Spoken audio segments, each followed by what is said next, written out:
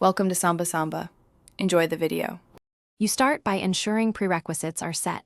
You need a clear line of sight and basic tools. First, power cycle the receiver and visually inspect all F-type coax connections. Loose or corroded fittings cause big signal loss. Once done, record the dish's current elevation and azimuth bolts so you can return to baseline if needed. Make sure the mount is solid and the feed horn and LNB are seated. These preparatory steps let you act quickly and avoid guesswork as you proceed. Now you move into the detailed tuning.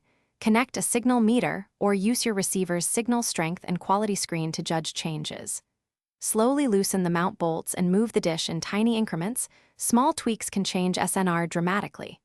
While monitoring the meter, adjust azimuth and elevation and rotate the LNB for proper skew. If readings don't improve, swap the coax or LNB to rule out hardware failures. Once you reach the peak reading, tighten bolts carefully to lock the alignment without shifting.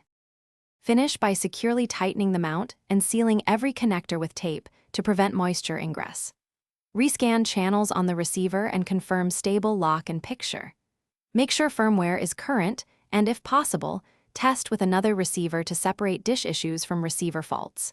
If problems persist, inspect splitters and grounding. Improper grounding or a failed splitter often reduces signal. One key troubleshooting tip: report the exact dB and SNR readings to your provider.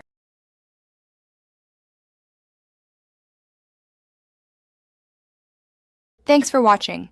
Consider subscribing if we helped you.